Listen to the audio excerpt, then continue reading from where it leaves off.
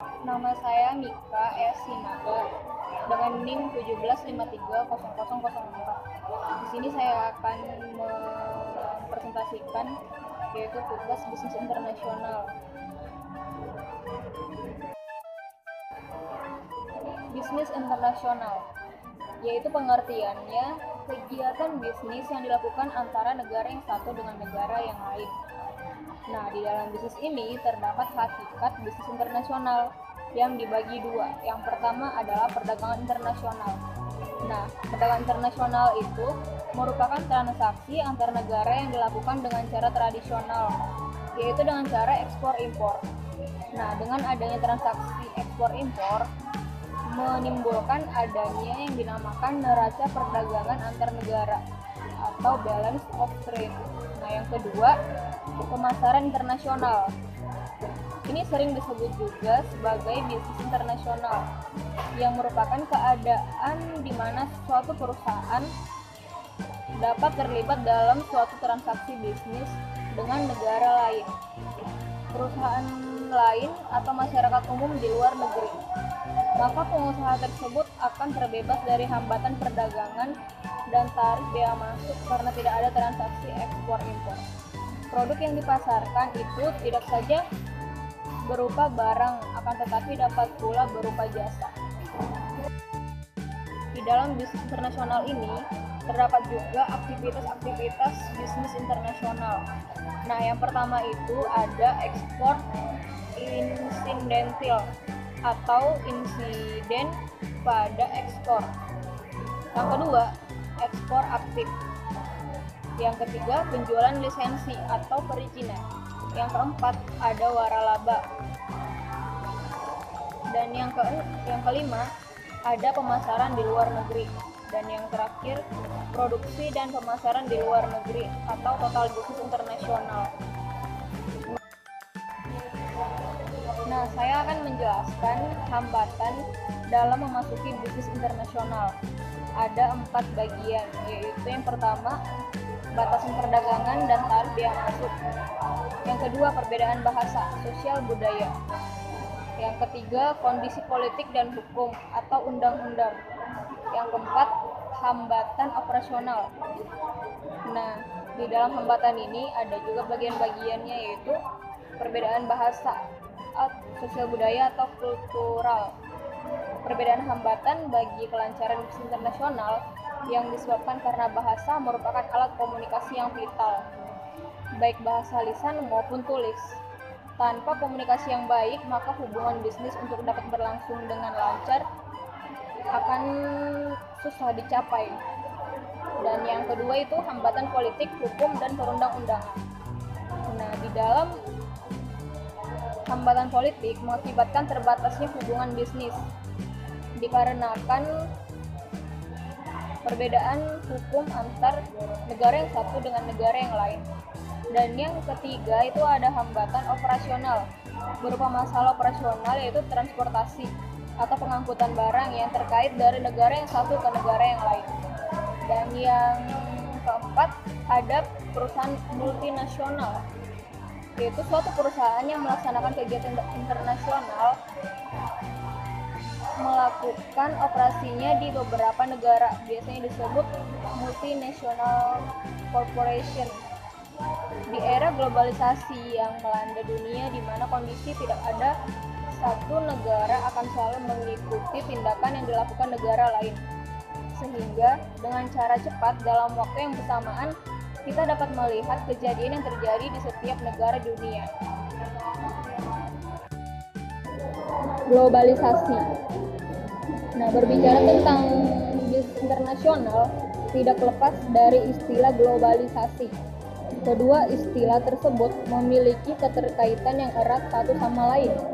Globalisasi didefinisikan oleh John D. Daniel, proses memperdalam dan memperluas hubungan dan saling ketergantungan antar negara yang berlangsung secara terus-menerus. Sedangkan bisnis internasional merupakan jalan untuk mewujudkan globalisasi tersebut. Ada 5 alasan menurut Daniel mengapa belajar bisnis internasional menjadi penting dan perlu. karena sebagian besar perusahaan beroperasi secara internasional atau berkompetisi dengan perusahaan internasional lainnya. Jika suatu perusahaan beroperasi secara internasional, maka ia bekerja dengan beberapa model operasi yang akan berbeda dengan operasi bisnis di wilayah domestik. Setiap negara memiliki cara berbeda untuk menerapkan terbaik bagi negara mereka. Selain hakikat bisnis internasional, ada juga alasan melaksanakan bisnis internasional, yaitu yang pertama, spesialisasi antar bangsa-bangsa. Yang dimaksudkan dalam spesialisasi antar bangsa-bangsa yaitu dalam hubungan dengan keunggulan beserta kelemahannya itu, suatu negara haruslah menentukan pilihan strategis untuk memproduksikan suatu komoditi yang strategis. Yang kedua, ada dinamakan pertimbangan pengembangan bisnis. Nah, hal ini memberikan beberapa pertimbangan yang mendorong suatu perusahaan ke bisnis internasional tersebut. Yang pertama, pemanfaatan kapasitas mesin yang masih menganggur yang dimiliki oleh suatu perusahaan. Yang kedua, produk di dalam negeri sudah mengalami tingkat kejenihan dan bahkan sudah mengalami tahapan penurunan. Sedangkan yang di luar negeri justru sedang berkembang. Nah, yang ketiga, persaingan yang terjadi dalam negeri justru lebih tajam. Persaingan terhadap produk tersebut di luar negeri. Yang keempat, mengembangkan pasar baru merupakan tindakan yang lebih mudah mengembangkan produk baru di dalam negeri. Nah, yang terakhir, potensi pasar internasional lebih luas dari pasar domestik. Di dalam bisnis internasional ini terdapat juga hambatan perdagangan, antara lain berupa pemilihan partner dagang dari suatu negara.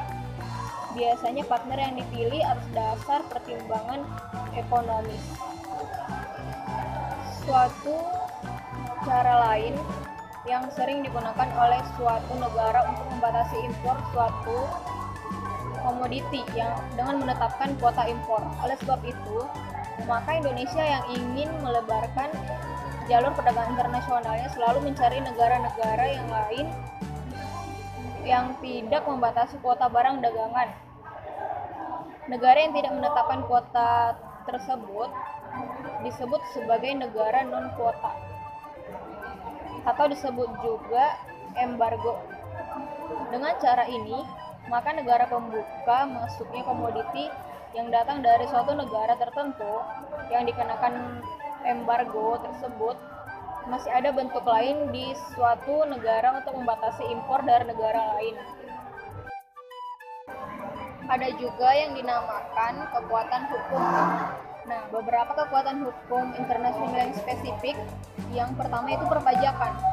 Tujuan utama pajak itu tidak selalu untuk meningkatkan pendapatan negara, tapi juga untuk memberi makan tekanan politik dan ekonomi pejabat pemerintah yang bertanggung jawab atas pembuatan pajak tersebut.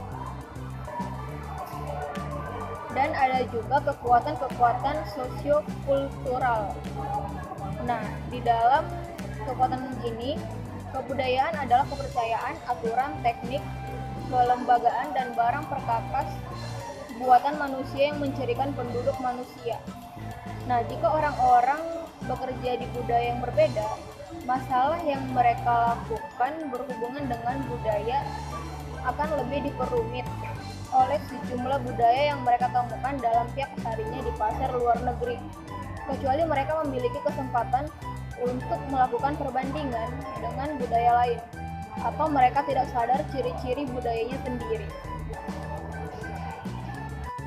Nah, di poin terakhir ada budaya mempengaruhi semua fungsi bisnis.